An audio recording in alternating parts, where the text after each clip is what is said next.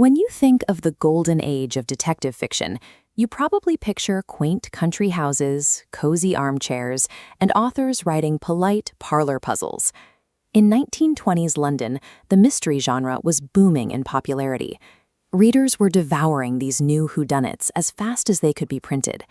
But despite those massive sales, literary critics dismissed these books as cheap thrills and disposable brain teasers.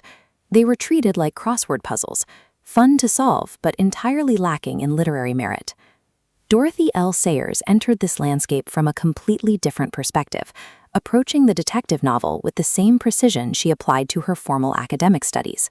We need to understand how a high-level scholar came to write popular murder mysteries, and how her arrival shifted the expectations for what a detective story could achieve. Before writing fiction, Sayers was already a distinguished scholar, essayist, and playwright. She moved in intellectual circles, treating literature with immense respect. Yet, in stark contrast to her academic papers, she introduced the reading public to Lord Peter Wimsey, a sharp, aristocratic fictional detective. She didn't abandon her intellect to write these stories. Instead, Sayers weaponized her scholarly mind, using the standard whodunit as a canvas to explore profound literary ideas. For new readers, the immediate appeal of a Lord Peter Wimsey novel is the combination of incredibly intricate mystery plots and a constant stream of sharp wit. This chart plots Sayers' bibliography. Her 1920s releases, like Whose Body and Clouds of Witness, show her mastery of the traditional crime format.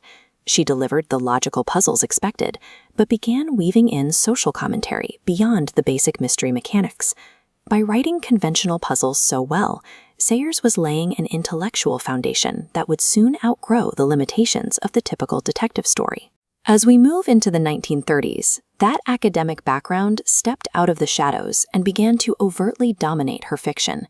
Returning to our timeline, look at the sharp upward trajectory in the 1930s.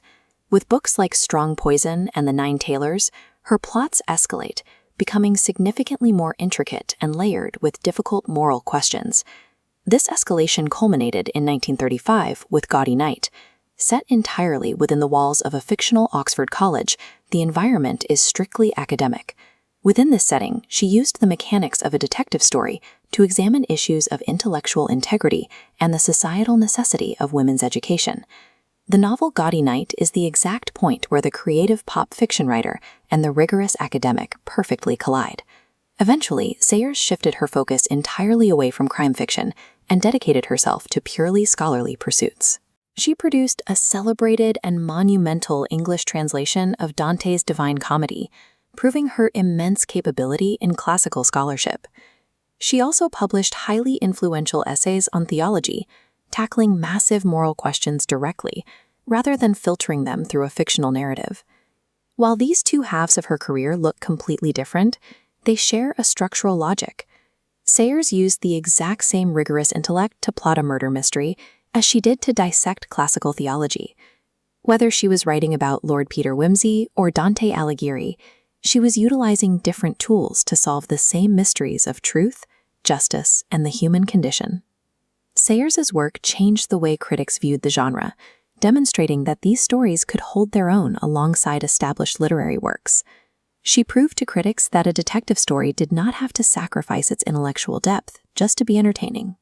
Conversely, she proved that high-level academic writing didn't have to be entirely devoid of sharp wit and accessible engagement.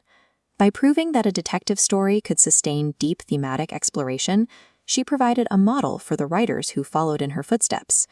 For new audiences looking to read her work, the best place to start is with the accessible, sharp wit of her early Lord Peter Wimsey novels.